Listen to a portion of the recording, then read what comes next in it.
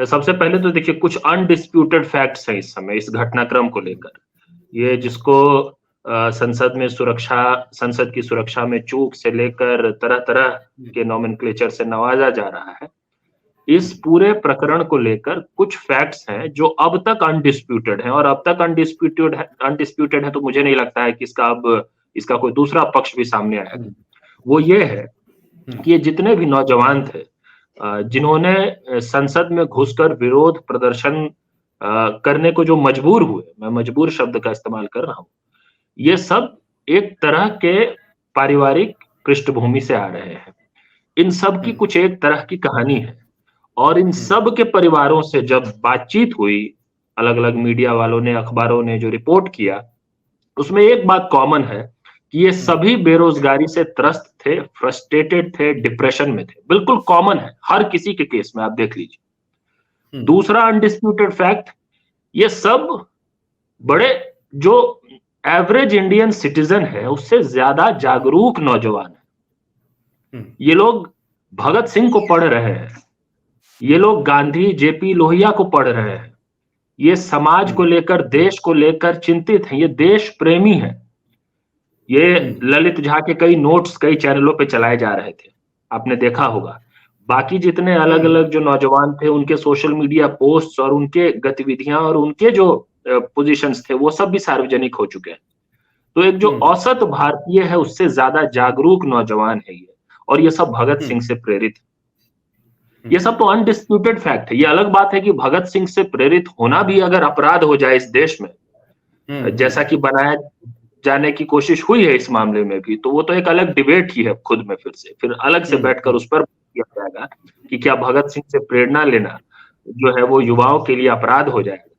तो देखिए इन undisputed facts के बाद ये कहना कि इस घटनाक्रम के बाद बेरोजगारी पे चर्चा ना हो और पूरी चर्चा जो है वो सीमित हो जाए सिर्फ या तो सुरक्षा, बिल्कुल सुरक्षा में चूक हुई है मेरा मानना है। ये गंभीर मामला है सुरक्षा में चूक होना संसद का, और इसकी जांच होनी चाहिए। और जांच करके आप ज्यादा से ज्यादा ये कर सकते हैं कि उसके नियम तोड़ने की जो न्यूनतम सजा है वो दे सकते हैं। लेकिन यूएपीए लगाना, पूरा एक नैरेटिव गढ़ना आतंकवाद जैसा, और इनको आतंकवादियों की तरह पेश करना, आप देखिए इनको अच्छे से पता था। ये वो लोग हैं जिनको पता था कि ये जो काम करने जा रहे हैं इसमें इनकी जान जा सकती है।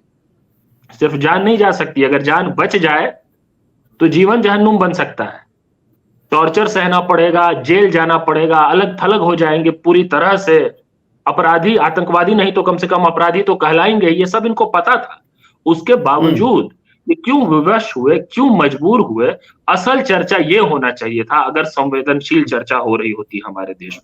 लेकिन ये पूरी चर्चा ही गायब है। और मेरे लिए चिंता का जो विषय है वो यही है कि देखिए जब देश में बेरोजगारी एक बिल्कुल टिकिंग टाइम बॉम्ब की तरह काम कर रहा है, आप समझिए दुनिया का सबसे बड़ा युवा देश है, वैसे ही हम जनसंख्या के मामले में ही दुनिया के सबसे बड़े देश हो चुके हैं, लेकिन उसमें भी जो यूथ पॉपुलेशन है हमारे देश में, जिसको अर्थशास्त्री अलग-अलग नाम देते हैं, डेमोग्राफिक डिविडेंड कहते हैं कि वर्किंग एज पॉपुलेशन बहुत बड़ा है हमारे देश में। ये बहुत सकारात्मक बात है, लेकिन वो डेमोग्राफिक डिविडेंड जो है वो डिजास्टर बनता जा रहा है। और अगर समझिए कि हमारी सरकार जिसको इस संकट का समाधान निकालना था, वो अगर इस संकट के प्रति बिल्कुल उदासीन है, एक्नॉलेज करने को, स्वीकार करने को ही तैयार नहीं है कि हम किस संकट के दौर से गुजर रहे हैं रोजगार के विषय पर। अगर इस देश की मीडिया का एक बड़ा वर्ग जो है ये बेरोजगारी जैसे गंभीर विषय को भी बिल्कुल सेलेक्टिव ढंग से उठाता है, पिक करता है और रिपोर्ट करता है, अगर पूरी राजनीतिक सत्ता जो है, उसमें मैं पक्ष विपक्ष सबकी बात कर रहा हूं, इन सब के लिए चुनाव लड़ना जीतना जो है वो सिर्फ जाति धर्म के नाम पे वोट लेने भर तक सीमित रह गया है। बस ये रह गया है कि जाति के नाम पे किया जाए तो हमको वोट मिलेगा, धर्म के नाम पे वोट किया जाए तो उसको मिलेगा। और अगर किसी के लिए रोजगार उस तरह से चुनावी विमर्श का हिस्सा नहीं है, और ये संसद जो है, ये संसद अगर बेरोजगारी जैसे विषय को चर्चा करने लायक भी नहीं समझती है, और जो बेरोजगार युवा है उसको बाहर सड़क पे प्रदर्शन भी नहीं करने दिया जाता, उसको परमिशन नहीं मिलता, इजाजत नहीं मिलती। जब वो विरोध प्रदर्शन करता है शांतिपूर्ण ढंग से, तो उसको लाठी खाना पड़ता है। आप ये देख लीजिए, जो मैंने पूरा जो पिक्चर जो एक बताया आपको, इस पिक्चर में क्या करे इस देश का युवा नौजवान? क्या वो संसद में घुसकर उन सांसदों को जगाने की कोशिश नहीं करेगा?